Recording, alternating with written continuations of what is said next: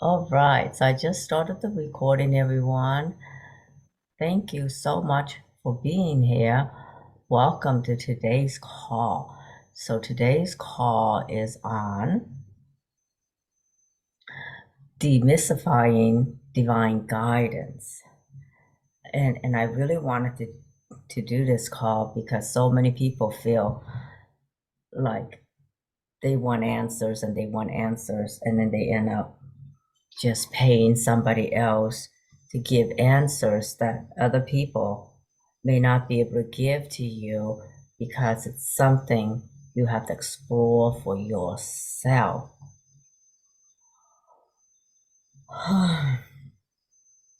Like, for example, a very gifted healer wants to make appointments with me so that I can guide her to find her soulmate. She just want to be able to go somewhere and have me tell her exactly where to go to meet this guy. I'm like, oh my God, that is like totally shortchanging yourself, not allowing yourself to be properly courted and to be properly met and all that, and bypassing so many things. And I really I told her that I'm just not gonna do that kind of a session for her. And of course she never called me back. But there are, what I'm trying to say is, there really are some things where it's appropriate to go through the process. And I feel like finding your significant other is one of those, because you may be required to date three or four or five people first, because then you come to know what's out there, what's possible, what you want, what you don't want. There's some things you only know when you go through the process. And I get that you still want some guidance in the process. So, and that's the tricky thing. There's no like answers, the answers in the process. So some things are like that. And I know that there are some times when you want to just be guided in the process, in the doing. And that's great. And I think that we can all use some of that, as long as getting divine guidance is not a way to bypass the doing. Does that make sense? Do you feel like I gave her the wrong advice, and I should be ashamed of myself for telling her that? Yeah, I think so too, because from what I understand, like even in the animal kingdom, whales have their whale song for courting, so that they send out the sound of who they are, so that the right mate goes to them. Birds have their bird songs, and all kinds of birds have their own bird songs to find their soulmate. And in this day and age, when we have so many dating apps, and I try a few myself, uh, some of the dating apps, force they put questions out there that are almost beside the point and non-important, because when it comes to dating, it's the whole person, the whole being, the entire personality, the entire package, the family that goes with them, the background that goes with them, everything that goes with them. And you change along the way. So the same person that you're dating today may be someone different tomorrow. You may be there to change each other, to heal each other. So it's not like go to the bakery at 3 p.m. because that guy, he likes bakeries too, and you're gonna love each other and you're gonna fall in love. Someone told me that a psychic told her that, and she tried, and I'm like, I just want to say, you're such a beautiful lady. You deserve to be properly courted, and you deserve to know who you are in courtship.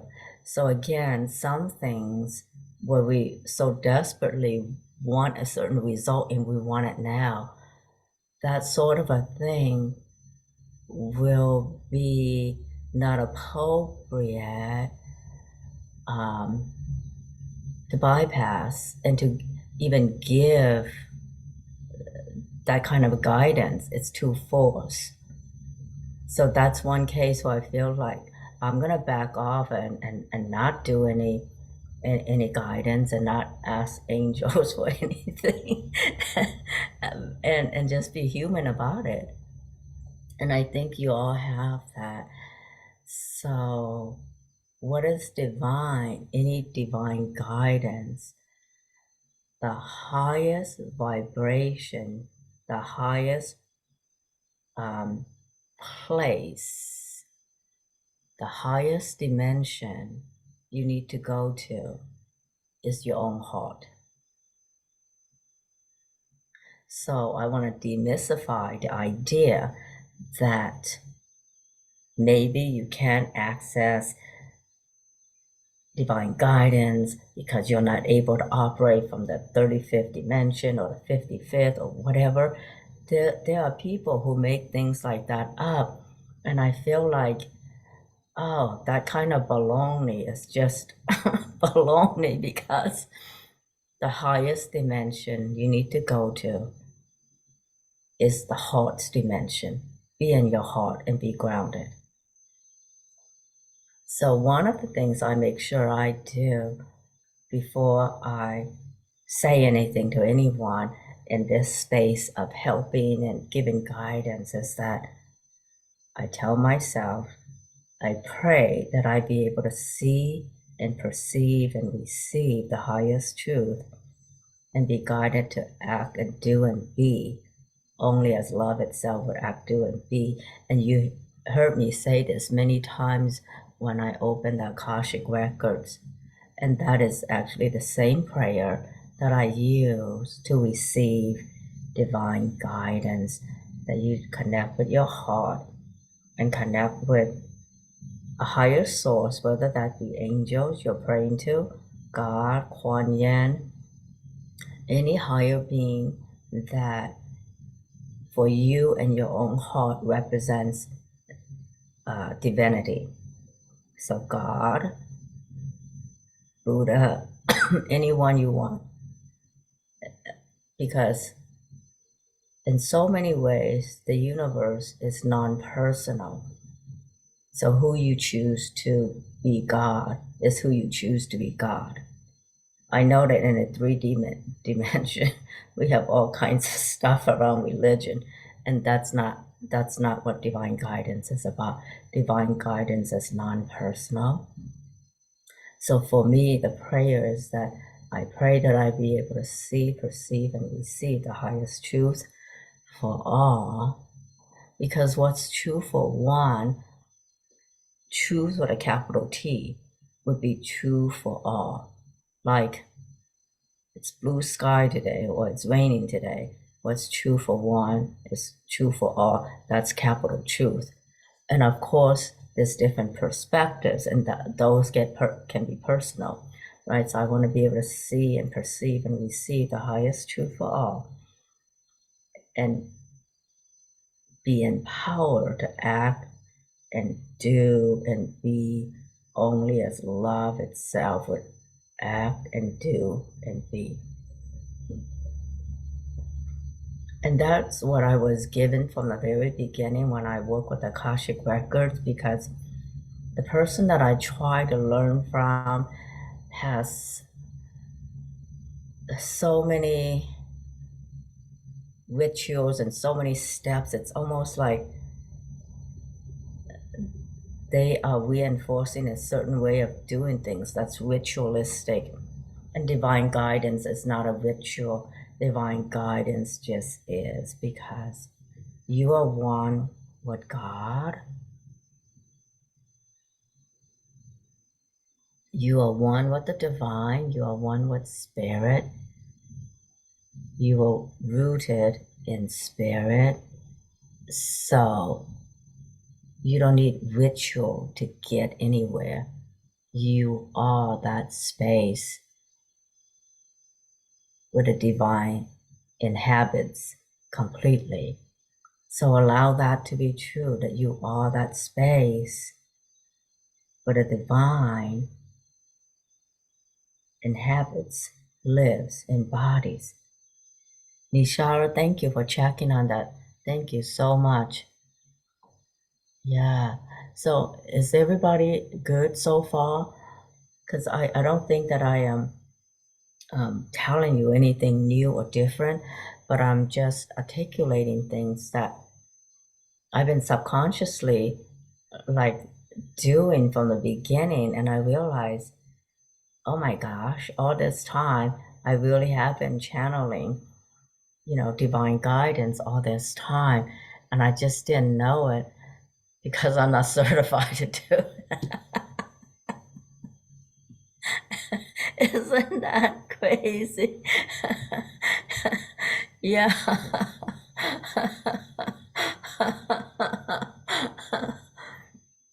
And it was done like in every session, that every group healing and every personal healing, I used the same things over and over, and I did not know that that was simply how I step into that space of allowing divine guidance. And it's nothing ritualistic. It's more a reminder to me to remember, how in every tradition they say, remember who you are. And I'm like, I can't even remember what name I'm using sometimes, but that's not what they mean. Remember your connection with the divine. Remember that you are a child of God. Oh, so everybody else knew that I was channeling except me. I did not know. Yeah, so when I just allow myself to be in this space and not occupy my mind, what's saying what's right or not, blah, blah, blah. So I want to share with you one of the biggest obstacles to all of you guys who are amazing, amazing, awesome healers. One of the obstacles to you getting started, being a healer, doing your service is this. We are preoccupied with getting things right. I was completely like that, and it's kind of normal to be preoccupied. Am I gonna say the right thing to them? Do I know what I'm talking about? Do I know why they're not healed? Blah blah blah blah blah blah. But you know what? Even figuring out the why of things never really doesn't change anyone. Like smokers know, for example, that smoking is not good for them. It's not something anyone hides from them, right? But what a smoker needs to change their habit is someone who is really there for them, to hold a sacred space for them, to go into what the unhealed traumas are that require them to have this addiction. And I learned along the way that nobody cares for reason, because when it comes to healing is going to be heart and soul based. Reason never heal anyone, right? Because like I know I procrastinate, you and I'm sure you all procrastinate, and I'm sure every single person knows that procrastination is not good. That's not what we want to hear. We want someone to be there to support us through the difficult times. Don't explain to me that procrastination is stressful. No, it's like, no kidding, right? And don't tell me that drinking another glass would get me drunk. Of course it will. So you understand, it's not about reason. It's about how generous you can be when creating a loving heart space for the other person to be comfortable enough to access what they need to access, right? They need to be able to be vulnerable, so you don't tell someone, you have to be vulnerable and tell me the truth. No, the moment you give an order, there's going to be resistance. So the thing to do is to be open and inviting. And that's just a different space. And I realize getting divine guidance is the same thing. You don't order the angels to give you something, right? You be open to allowing them to share what's true. So working with clients and working with divine guidance is sort of the same thing. You relax into that space and allow what needs to show up to show up.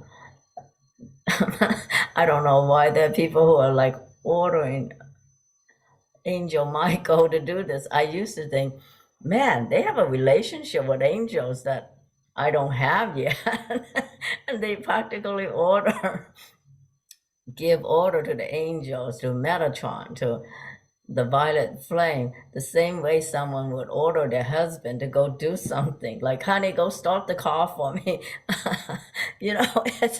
I'm like, man, they really do have a very intimate relationship with angels, and I've never been certified, so I can't do that sort of a thing to my angels. And I'm like, maybe they are not really in the space to receive divine guidance. How many of you have seen someone doing that with the angels and guides? Ordering them around like they're your spouse, like your battered spouse. You're just projecting everything from your battered spouse onto your angels. And it's like, are you going to get divine guidance that way, or are you going to get more of the same thing? So I guess that's the point that I want to make. That be nice to your angels. Don't order them around like they're your own battered spouse. Have you ever seen an angel reader like that? I probably would run away, except that I didn't run away. I was intrigued. I'm like, they really have an intimate relationship with angels in a way that I don't. I'm like, no wonder they're certified, and I'm not. And then it takes a while for me to figure out. Maybe they're not the real deal after all. Maybe they're still healing from a place of woundedness, and that's what we gotta watch out for. So, whatever you work with, just be sure that, we are all a work in progress for sure. Sometimes some people, they are able to access higher guidance like we all do. We all do. But please be sure the person you're working with is not doing it from a place of woundedness. So that's why that part of the prayer, empower me to act, be, and do as love itself would act, be, and do, so that I put myself in a space where the divine energy comes through me for the other person and I am out of the way, so that I too learn to be in that space where I am guided to do only as love itself would do, and not doing it all from a very wounded place and displace on others, project up on others all the unhealed parts of me, and start treating angels and God like they're such awful beings or something like that. So you can all just take a moment and be in that space and see what it feels like for you. And I know that many of you are very gifted healers, and you are like, why am I not able to do the healing, or why am I afraid to start my business? I think that's the question I get asked more than any other one, is that I am so stuck. I know I have all these gifts. Why am I not able to put myself out there, charge for the work I do, and be confident about that. And I think that a lot of it has to do with, first of all, this reality is not very conducive to allowing for the expression of divine gifts and divine guidance. You almost have to fight for it in some ways until you really embody it. Then you just be it no matter who you're around. But that's very rare, right? So that means you have to be around people who are of the same ilk, and that's not, and we can't have that all the time.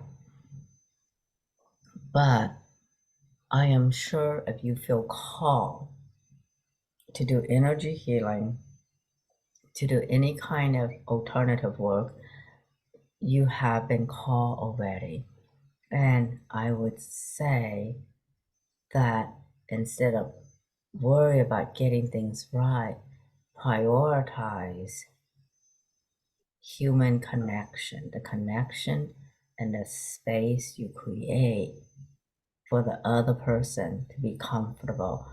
So don't worry about whether you're going to be able to answer their questions or not, whether you be able to read the energy correctly or not, because a session should not be, a session should not be about testing your skills. Healing and transformation goes beyond the skill of just reading energy or being an intuitive. There has to be human connection first, and allow what needs to show up to show up. So the whole allowing, and when you're both connected and comfortable, you automatically activate brainwave patterns that are conducive to receiving higher guidance.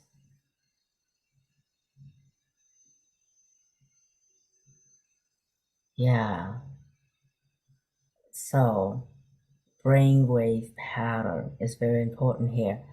Brainwave pattern and the release of oxytocin, dopamine, serotonin,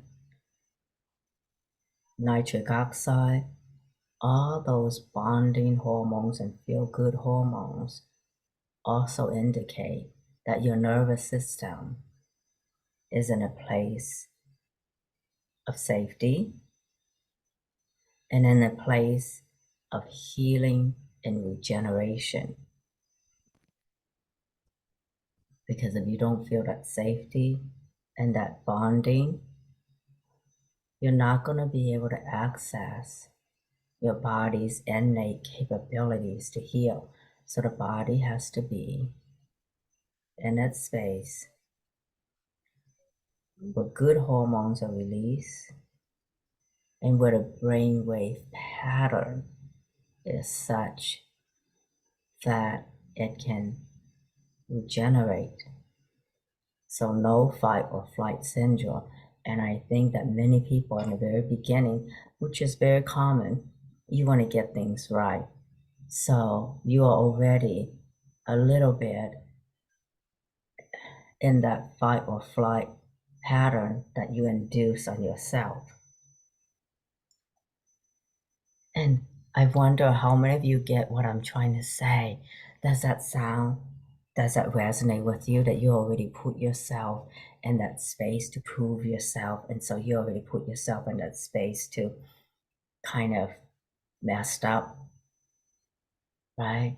So if you know now that that's not even the more important thing, are you able to now feel like you can approach your work from a different space and give yourself a break from needing to prove? And I know that it's very common, especially when you're in an alternative, you're automatically in this space of proving that you're able to do things that even doctors themselves cannot prove. Like one woman this was probably 9, 10 years ago, was very angry with me for not wanting to work with her because she has these intense headaches that didn't respond to anything. And her neurosurgeon would not operate on her to correct some things that she thinks is going on with her because it's too dangerous for surgery. And I'm like, I can't do better than your neurosurgeon. I really can't. And I didn't like saying that, but it would also be completely false for me to pretend to be able to help her through something that requires not just surgery, but some other medication along the way to reduce the pain, reduce her suffering. But she didn't want to do those. And I get it. I get it. When you're in so much pain, you don't want to be medicated. And when you're in so much pain, you want someone to be able to take away all the pain and to put it on me to prove that I really am who I say I am. I'm like, what the? So I know that is hard when it comes to doing alternative healing work. And I'm going to tell you, it's okay to say that's beyond what I'm capable of doing at the moment. That really is beyond me. And thank God I have worked in healthcare before on a daily basis. Doctors write referrals to different specialties on a daily basis. Patients would get multiple help. There would be orders to see the physical therapist, there would be orders to see the radiologist, there would be orders to see the nutritionist, for example, and there would be orders to go to the social worker to take care of other family issues and stuff. So one doctor would order multiple services for many of the patients who have chronic issues. And I thought, doctors can do that. Let's be honest and allow for the truth to come through. While I don't want to do that, if I was really acting and being and doing from a space of love to both of us, the honest answer would be the only way to go. All right? It's loving towards me because I have to take the pressure off me to prove myself, prove something that I cannot be and do. I cannot be the miracle healer. And to take the pressure off her so that she knows not to expect a miracle from anyone, but to go through the whole process of healing, which requires seeing a neurologist, a neurosurgeon, and so many other specialists, maybe even a pain specialist along the way. That way she won't waste her money on me or time on me in false hope, and get the help she needs. So for all of you who are starting or who are looking to start your own private practice, know that it's completely okay to say, I am not yet capable of meeting your needs at this time. You will be better served by seeing, and you don't have to be a referral service to everyone. You can just kind of stop there, and you can say, we can say a prayer together, or whatever feels comfortable to you. But it's okay to not be put in that space where you're forced to create miracles. That's just not gonna happen, right? So that's why it's so important to always be in that space of the prayer, to be empowered to act, be, and do only as love itself would act, be, and do, then you know that no matter what you do and say, as long as it's from that space, that is the best that you can do. And there's no right or wrong. And no one else is going to be capable of all those miracles either. And thank God I used to work in healthcare. This is what I appreciate about doctors. Even doctors themselves would have multiple specialists working on a patient. Like if the patient's going to be prepared for surgery, there's going to be the anesthesiologist doing the workup, there's going to be the radiologist doing the workup, there's going to be lab draws done by the lab draw person, multiple stuff. So I don't know why when you do alternative healing, people expect you to do it all and do it all within 10 to 15-minute session, which honestly, you do not have to do things like that at all, because that's not a kindness to you and that's not a kindness to the other person either. Even though it would be a fantastic testimonial, but that's not a kindness to do things for testimonial either. Right? So I wonder, when it comes to divine guidance, what your questions are, and if this is resonating with you, first of all. Can you hear me? Yes, who am I speaking with? Ursula, Hi, Ursula. Hey, I haven't seen you for a while. Ursula from it's Hawaii, right? it's been a while, my dear. Everything that you're saying is absolutely resonating, and it's also been my experiences that I've had. The exact same what you're talking about. The other thing that feels so important when you talk about being honest, if you don't know, if you can't do it, what's been very interesting for me is when I say, I don't know, I stop for a minute and then all of a sudden the answer comes because I let go of the fact that I didn't know, but divine guidance knows. And then everything comes flowing in, and there's the answer. Beautiful. Yeah, thank you. Thank you so much for sharing that. Thank you. Okay, and then the next person, I think Daniela, you have a question. Let me see, let me find Yeah, Daniela. hi. Hi there. I'm trying to Hi. find you here. Hold on a second here. Daniela, Daniela, where are you? Oh, there you are. Oh, yeah, hi. Okay, I see you now. Yeah, Okay. hi.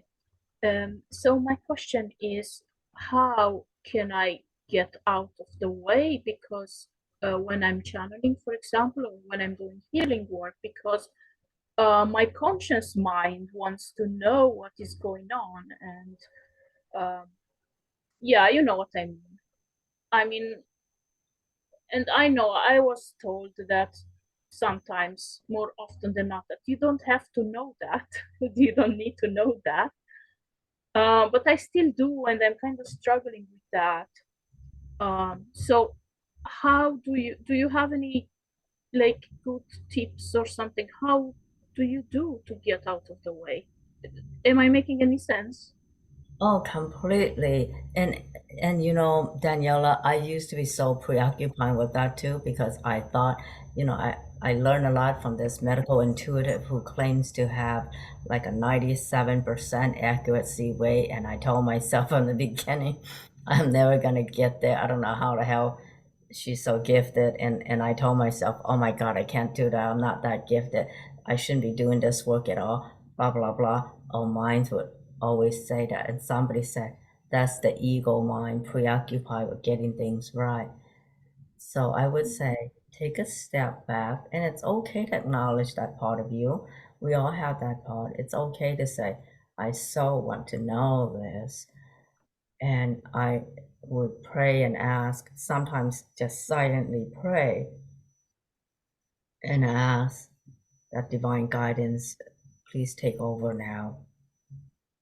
And just take a deep breath and say, divine guidance, please take over now. Divine intelligence and I are one.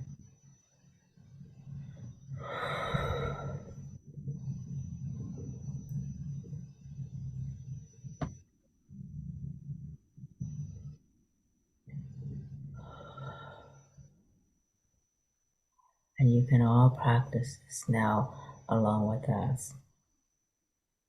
Divine guidance, please take over. I am now one with divine intelligence. I am one with spirit, and spirit works through me with total ease now.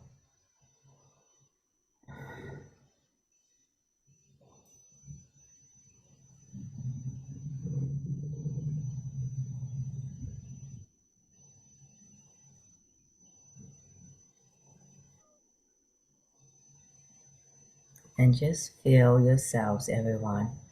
Feel your heart intelligence taking over, and allow yourself to be more in your body,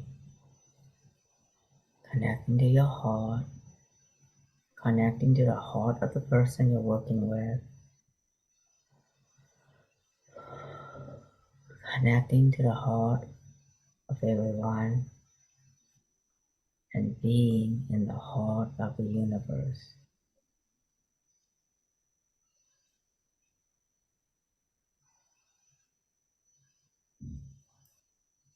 And there's a beautiful quote from Rumi that says, wherever you are, be the soul of that space. So be that space of the soul. Be the soul of the space. Be the heart and soul of that space.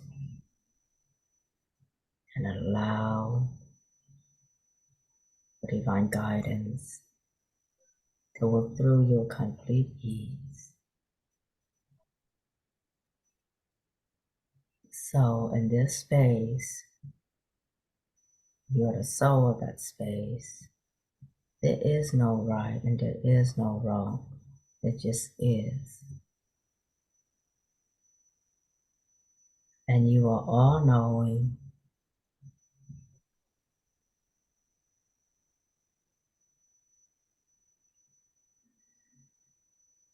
And you are one with all there is.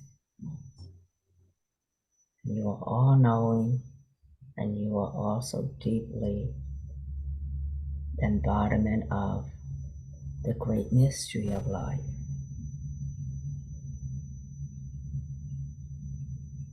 And let that all knowing and let that great mystery of life coexist in complete harmony.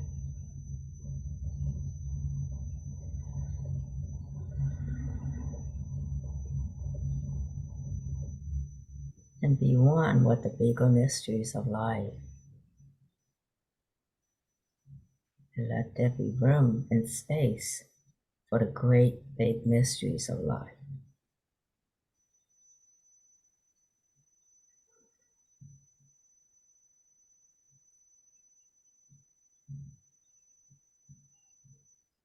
And allow what it is that you need to receive at the moment. Let that come through with total ease.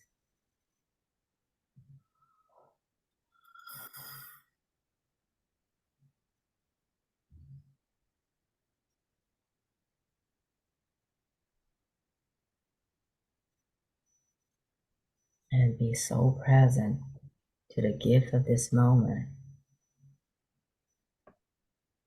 that all the moments of life become even more alive and more embodied in you.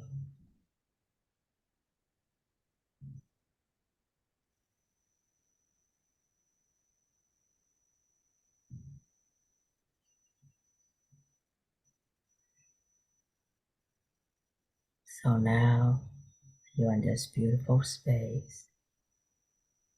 What's most important to you at the moment?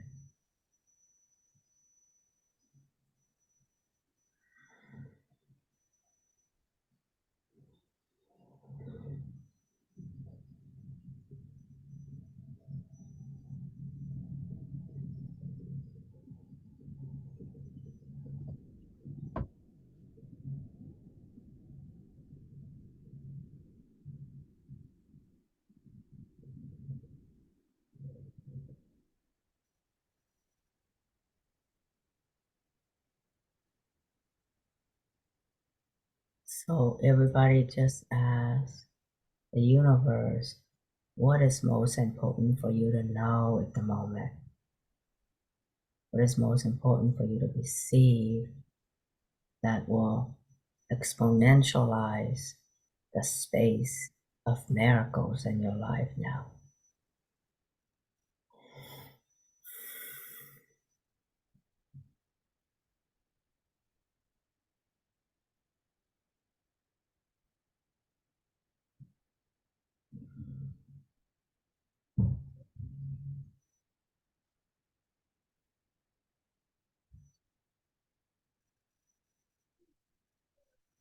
And in this space, the universe always has your back. And in this space, you are the space where miracles unfold with complete ease.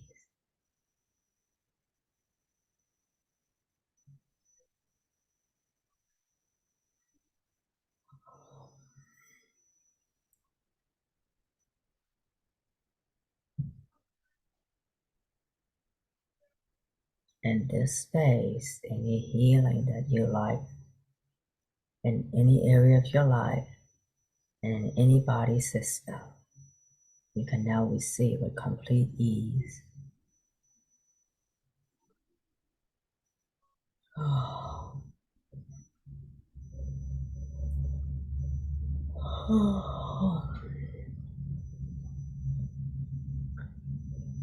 And as you are the space of miracles, what miracles can you invite everyone to experience now? And a profound miracle of loving who you are just the way you are, accepting the perfection of life just the way it is,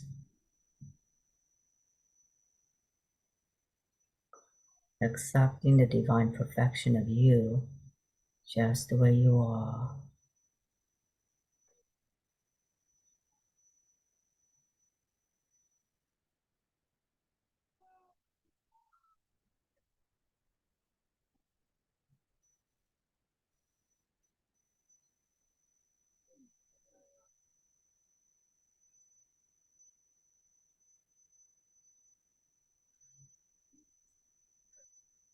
And your greatness is accepting that you are already divinely perfect.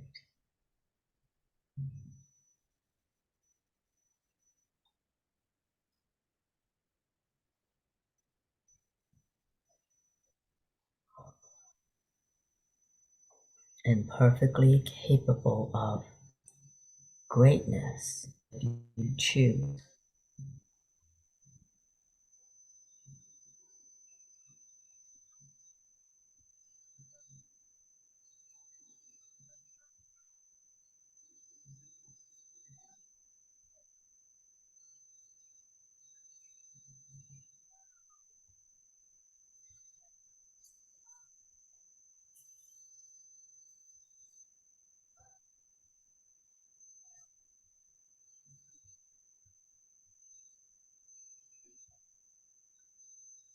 So some questions are answered in the experience of experiencing the depth of the moment.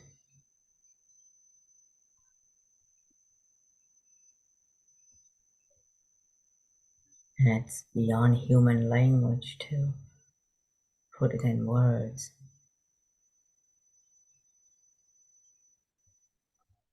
And I'm just getting for healing frequencies that some of you may require. Oh, the energy of Lemuria is coming in, so I'm just gonna channel some Lemurian light language. Chanko hichimagore kamada ko baka krigrine kodaka. Charo kikumaraka mishiga. Hama ko kikono kishinagara ko pataka. Ko pataka mushikara ko pati komodaku pati kapata kiko. Chaturi ko mata ko machikara tilta. Chakuri timo ko kamashikori kaka. Harakamata motukani ishkarato baka kretu pata. Farakamati komrakato baka kamishkarato. Pada ko baka retu pata komachikareteka. And so the divine guidance I'm getting to give to you, Daniela, and everyone is this. For the next 6 to 7 days, ask yourself, how can I love and cherish myself more? Thank you so much. You're very welcome. When you're speaking now light language, I got an image of the dolphins and the infinity symbol, like the dolphin consciousness came through. Beautiful. Beautiful. I love dolphins. I just get a strong Lemurian energy. So that probably is something you're profoundly connected with. Yeah, just recently I got to connect with the dolphin consciousness. So yeah, thank you. Oh my God, how perfect is that? And it's not something that I consciously know about you, but that's what came through. So that's what's possible when you just allow yourself to be the channel for what comes through. Because I guess that is divine guidance, and everybody does divine guidance in different ways, and you're all invited to do it, make it your own. Because I find that those who are really thriving in their spiritual business, they make everything their own. And that's all you're asked to do by a divine anyway, that you are whole and complete in yourself. And so the divine, the universe just want you to give what you're perfectly in alignment with and not do things anyone's way. Because when we go to that space of, am I doing this right? Am I getting this right? Am I getting that right? It's always a comparison to something, right? Like you check your answers against something as if there's already some standard. But when you're working from the space of divine guidance, you're in that space of miracles where there's nothing to check against. It's not a driving test, which would be a disaster if you do something wrong. Yeah. So I hope in that experience that you see what it is like. And I know that you get it. Yeah. But the divine gets you. Thank you, bless you. Okay. Yeah, you're so very welcome. Thank you. And who has their hand up or who would like to ask a question about anything? Abby says I was very emotional. Ah, bless, bless, bless.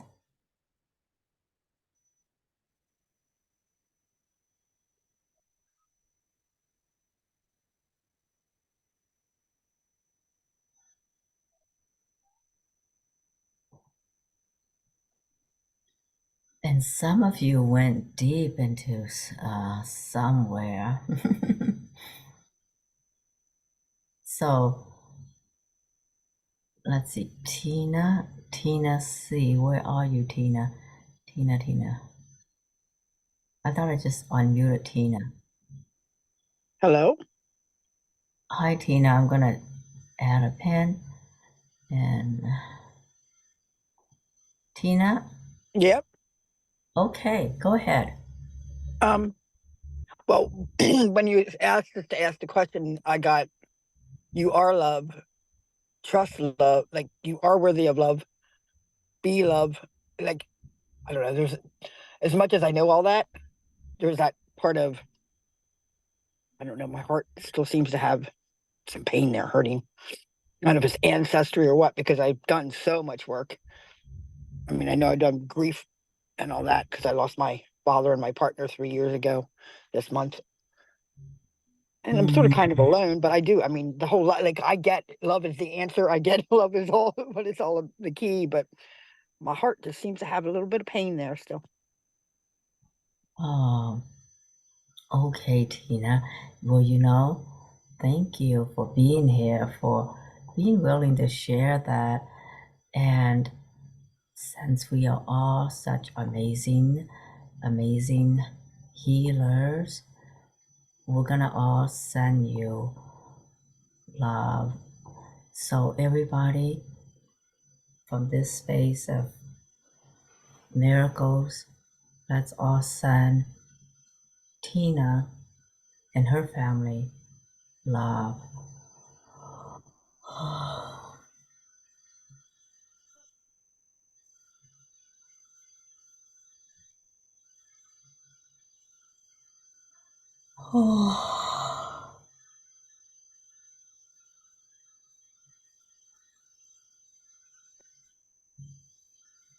And your ancestors, thank you for all the healing you've been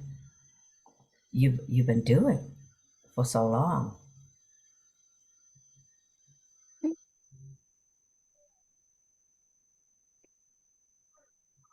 Yeah, they've been a crew. Yeah, wonderful. Oh,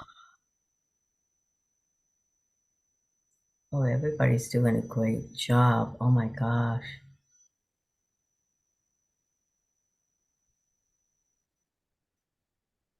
Oh.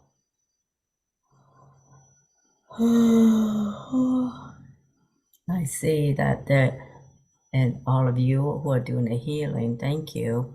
I see that we are able to bring in a lot of light into that space of you and your heart. Yeah.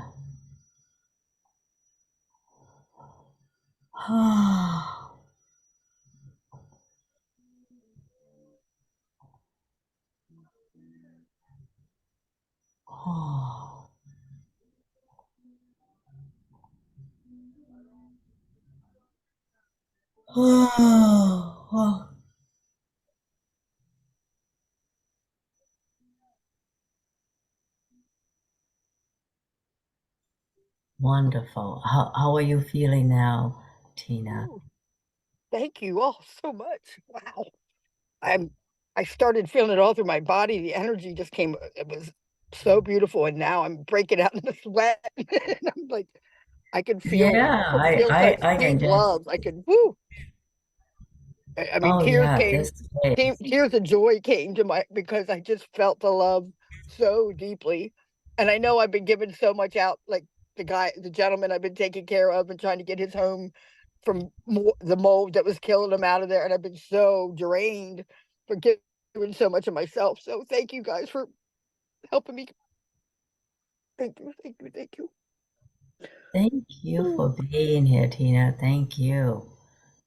Okay. And Lisa says, yawning so much. Well, my goodness, Puedo all the encontrar la healing. forma When you heal, de everyone heals. estarme sano.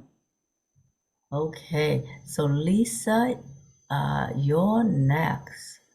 Let me see if I can find Lisa Fry. Lisa.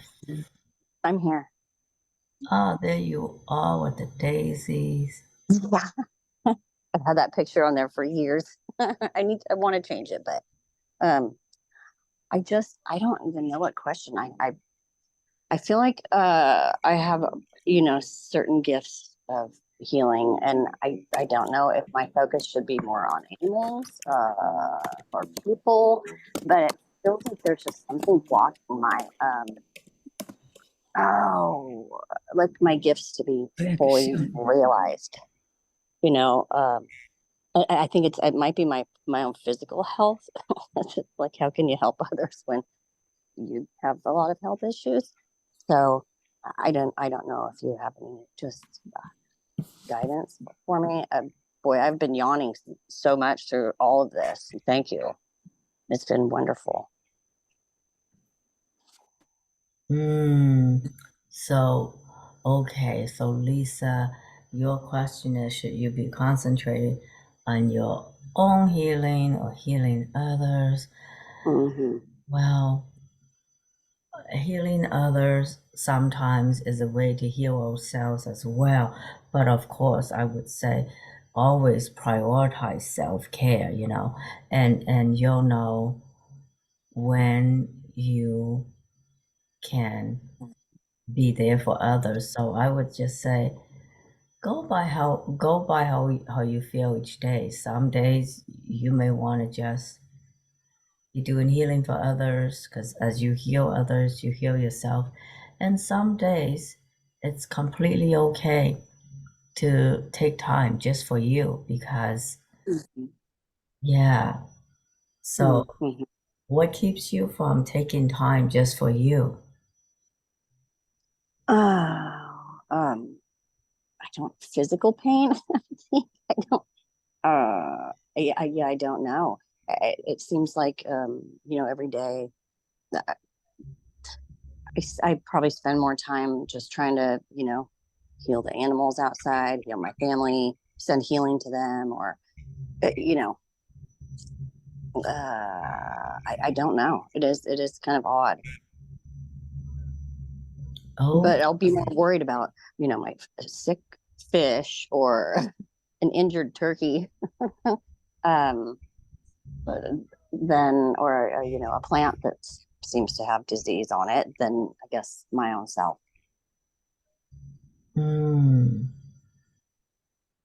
And all that is okay, because sometimes, when we have pain, being able to put your attention on other things, sometimes that's a way to take your mind off your pain. But it sounds Mm-hmm. to me like let's see, what would divine guidance be saying to you right now? Okay.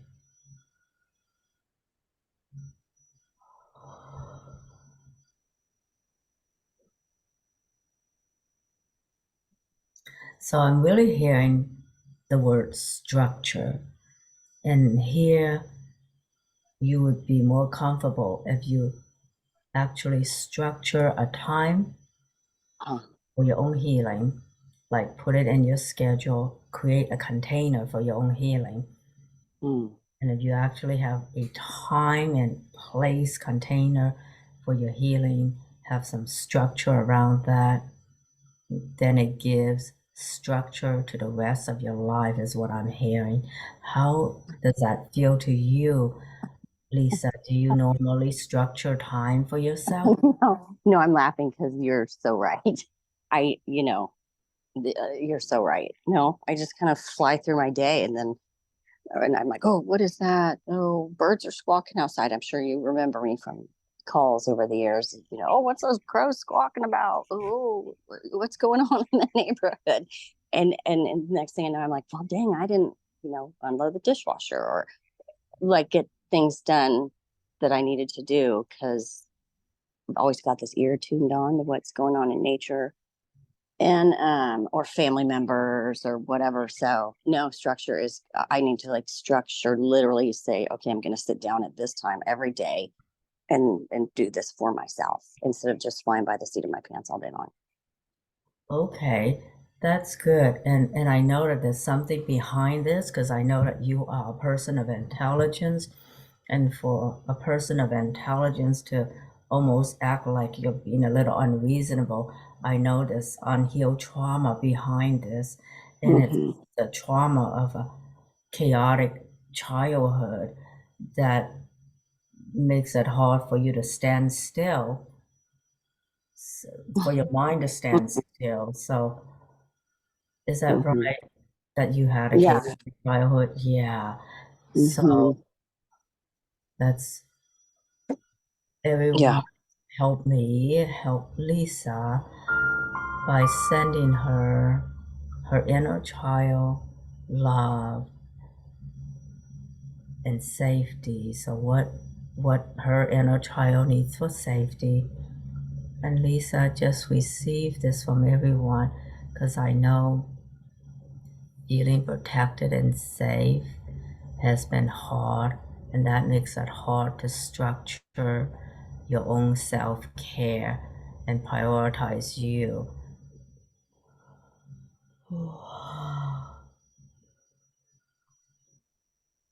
It's gonna go back to your inner child and let her know that she will never have to go through all that again.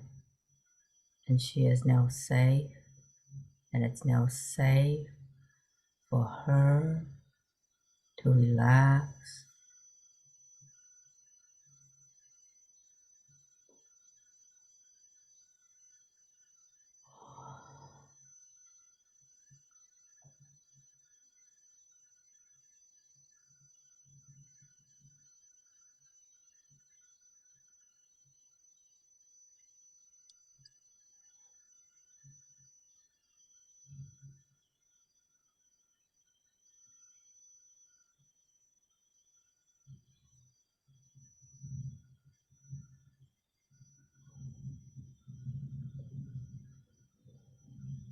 Beautiful, and I can feel those brainwave patterns changing, and your heart changing, and a triple burner meridian changing its energy. Beautiful, Lisa. And everybody, you're doing a beautiful job for her, you guys. Thank you, everyone.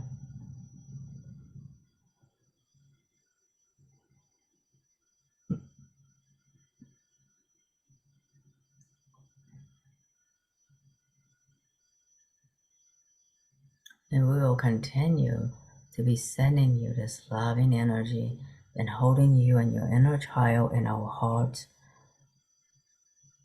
All right, now I wish you many, many blessings, and we will continue to send this healing energy for you.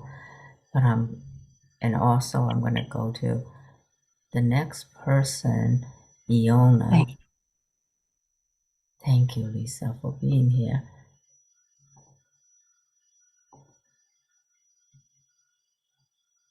Iona, where are you? I thought I saw Iona. Where did you go? Where did you go?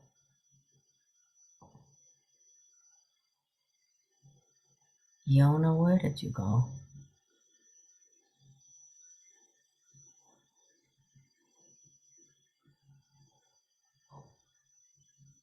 Oh, Iona, you can unmute. I think you were next. I hope I'm saying your name right. Joanna or Iona? Ioana.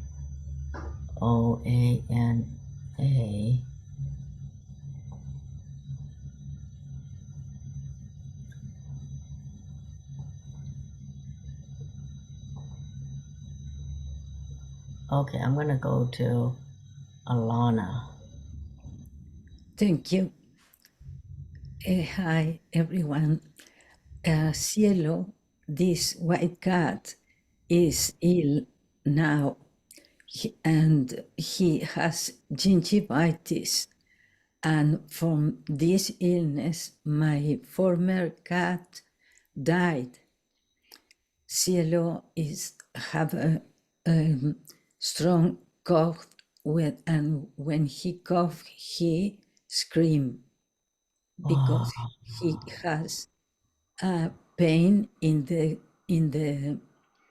here, because probably the infection is going to the gingiva to to hear. So I am giving them good remedies, natural remedies. I took him to the bed, but he has 3 days in these conditions, and sometimes he has difficulty to breathe. And I ask for help for him, who is a beautiful being. Yeah, we're gonna all send your beautiful cat healing.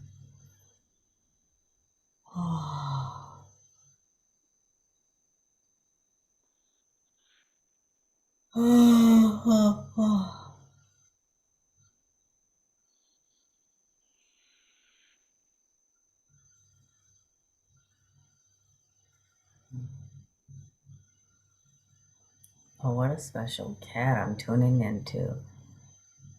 So there's 3 serious stars, A, B, and C. And it feels like the cat, it really resonates.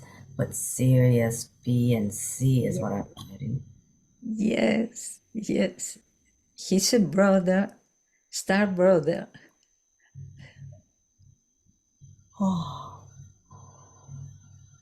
And he is not able to be quiet here in my lab, but now he's accepting to stay here and to watch at the camera. It's a beautiful situation. Yeah, your cat is really, look at the attention the cat is giving us, you guys. Look at the attention, the presence. I mean, completely present. Yes, Beautiful cat, completely present to what is. And when you put that in the chat box, the cat immediately start looking in that direction. yes, yes. So Tina, your words are being read by the cat because it got the cat's attention. My gosh.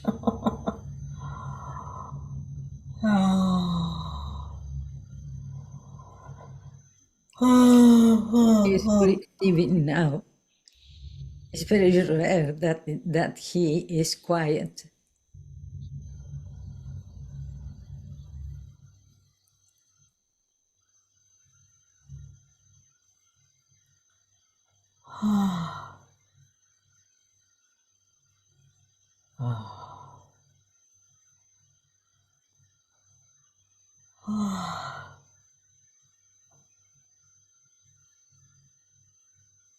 Gracias por estar. Good job, everybody. Oh my goodness. Thank you, thank you. Oh.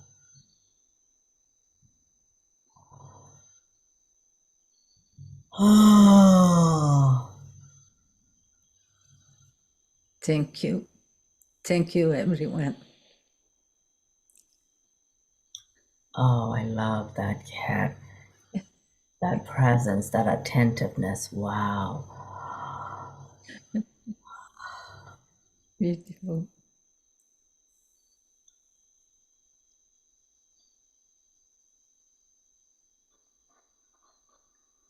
Oh.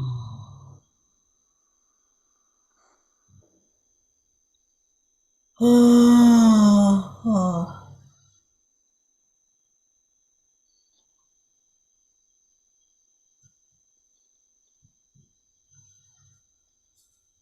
Okay, let us know when you have it Done. now. It's Okay. done. Okay, he says it's done. Okay. All Thank right. you. It's beautiful. Oh Thank my you, everyone. Thank God. you. Oh, okay. Is he the one who's doing that with his tail? Or are you making him? He screamed. He screamed. Now I know that he will be well. Thank you, everyone. Thank you, Jay. Oh, you're very welcome. It was so nice to meet your cat. Alana, thank you. Yes. What an honor to meet your cat. And so, Iona, I know that you said you can't unmute for whatever reason, but since you have your hand up, I still want to be able to answer your question. Yeah. And I know, let's see. Oh, there you are. Let's see. Okay. Hold on here. Oops, what did I do?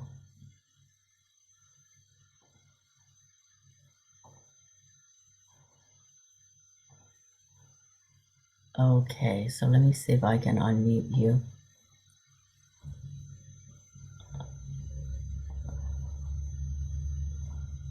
Or at least find a question that you ask. Something about how do you know when it's the ego and when is the soul.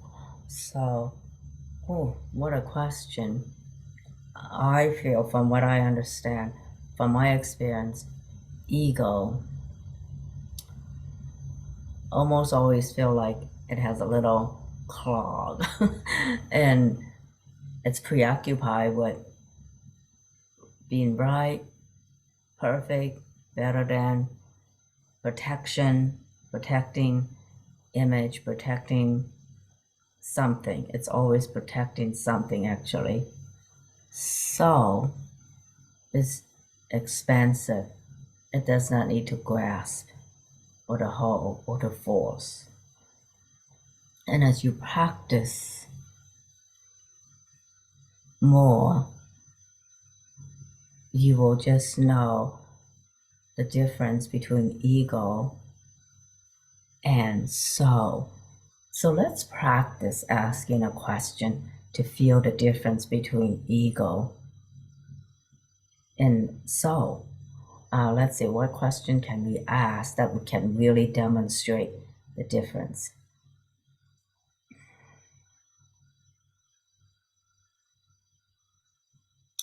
Let's see. Does anybody have a question? Well, we can just ask, what does ego feel like?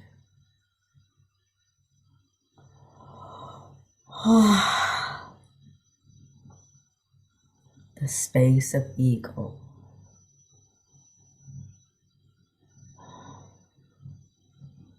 Like there's a subtle restriction and constriction, right? So now, what does the space of the soul feel like?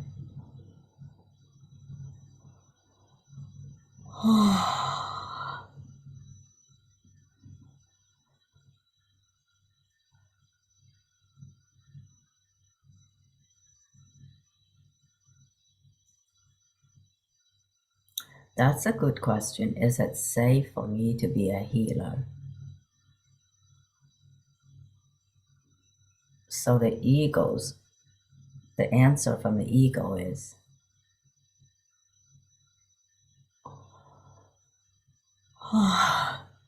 it's very noisy, right? So that's a perfect question. Thank you, Rosemary. Is it safe for me to be a healer? So let's first hear this question from the ego, the response from the ego. Your ego may say, oh my God, what's wrong with me? Who am I to think that I can be a healer? I have no training. I'm not certified in anything. I'm going to get in trouble for this. That would be the ego. And then the healer. Is it safe for me to be a healer?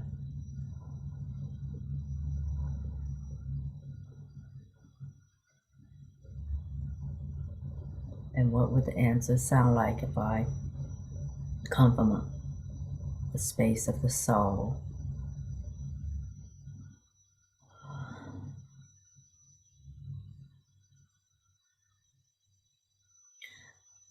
You are already a healer.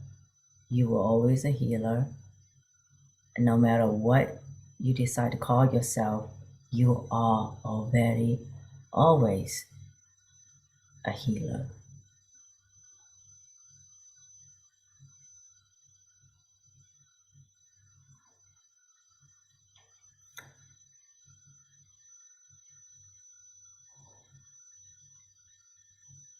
You see how the soul feels expansive, non-judgmental, and it's from a space of the eternal, from a space that's far more vast and not preoccupied with how to survive in the 3D world. Because of course the ego is also important for survival in the 3D world.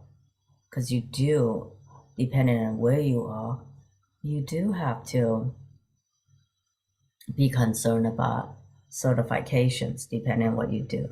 You do have to be worried about protection, insurance, and so on and so forth. Some of it are real world issues that we all need to connect with. But the fear around that is what makes it more ego-based.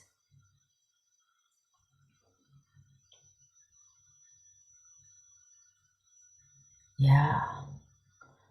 So I hope that you get some clarity from that. I hope that was clear. Let me know in the chat box if you need more clarity, or if you were able to feel the difference between ego and soul. Yeah, all right. Oh dear, we went a little over an hour, and I really want to invite you guys to tomorrow's workshop, group healing and activation, uh, money magic and miracles. I used to have a series called Money, Magic, and Miracles, but now that my work has evolved so much, I still want to do Money, Magic, and Miracles, but it will be from a totally new space where you are also invited to be your own magic, to be your own miracle, and to do things that are really fun for you. So I hope that you will decide to give yourself that gift of joining me tomorrow for Money, Magic, and Miracles, because it's harvest time, right? It's the fall, it's harvest time. It's time to have a big harvest of some sort. And I know wealth is more than just about money, but to live in a 3D world, we do need to think about money and to have a bountiful harvest that includes health, wealth, friendship, human connections, miracles, and so many good things. So I hope to see you guys tomorrow in the workshop. And it's okay if I don't get to see you. I still wish you a happy day or night. Also on Monday, I will be doing a workshop on energetic lenses, because I did one before, but it was very based on the research of orthokeratology, which is for correcting refractive error.